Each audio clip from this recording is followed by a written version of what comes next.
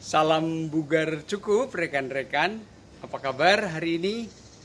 Jumpa lagi dengan saya Sal Subekti Antonius Lukas, praktisi soft skill.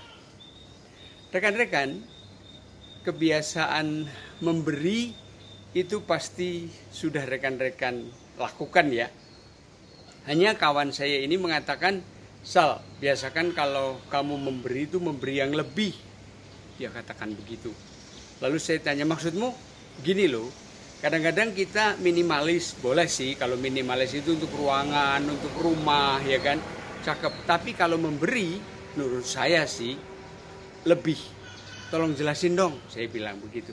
Gini loh, yang saya maksudkan memberi itu bukan cuma materi, tetapi apa? Waktu, kesempatan, ilmu, ya kan. Ini saja saya perhatikan terus. Lalu yang kadang-kadang orang lupakan, kata dia, memberi telinga. Coba deh kamu jelasin. Kayaknya kamu punya banyak banget hal menarik, saya bilang gitu. Begini loh Sal. Contoh ya yang tadi misalnya telinga deh.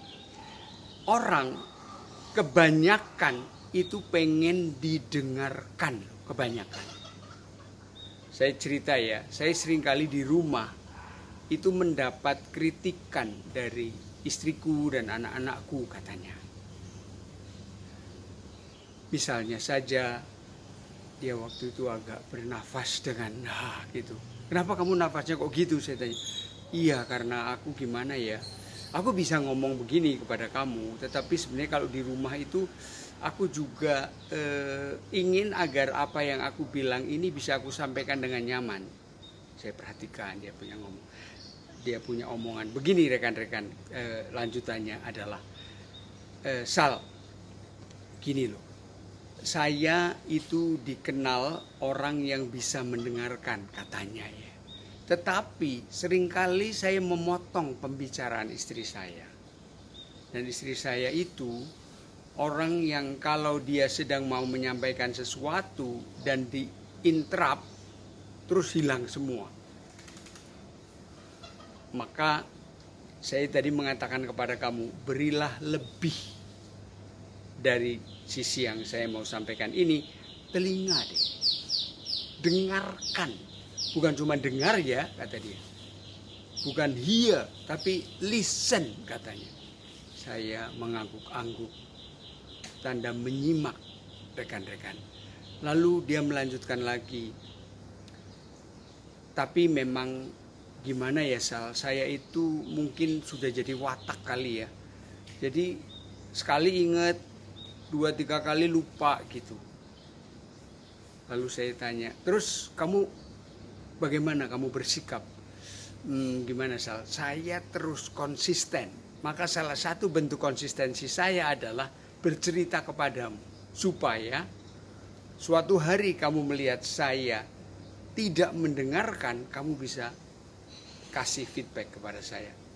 Wah, kalau gitu aku jadi suruhan kamu dong, saya bilang gitu. Enggak, Sal, enggak. Kita saling kerjasama. Oke deh, saya bilang gitu. Rekan-rekan, apa yang tadi kawan saya ceritakan sebenarnya sebuah fakta yang sangat mungkin terjadi. Bahwa orang sebenarnya perlu memberi lebih. Bukan material, tetapi dia contohkan tadi telinga. Artinya apa? Mendengarkan. Dan kata para ahli rekan-rekan, mendengarkan itu adalah kunci komunikasi. Rekan-rekan pasti sudah paham tentang itu. Maka kadang-kadang ada orang, aduh aku malas banget deh kalau dengerin dia panjang. Oke, itu apa ya, saya bilang risiko kita mau memberi. Ya kan? Kita memberi dan bukan material. Duit kita tidak hilang, rekan-rekan. Apa yang kita miliki tidak hilang. Cuman mungkin waktu ya. Hanya saja nanti lihat efek yang ditimbulkan rekan-rekan. Ketika seseorang biasa memberi lebih, dijamin kehidupannya juga semakin lancar. Ini tidak sama dengan kalau memberi pasti akan dapat. Itu kadang-kadang motifnya bisa ngarep ya rekan-rekan. Tetapi maksud yang akan saya sampaikan dalam konten ini adalah bahwa berilah dengan ikhlas tapi lebih. Dan poin yang saya saat ini sedang sampaikan adalah telinga, dengarkan, simak, tentu dengan mata kita ya. Itu akan ketemu jalan yang menarik. Mungkin di antara rekan-rekan ada yang punya pengalaman, silahkan share di bawah. Saya sendiri ketika mendengarkan kawan saya tadi bercerita, sebenarnya juga punya pengalaman yang lebih kurang sama.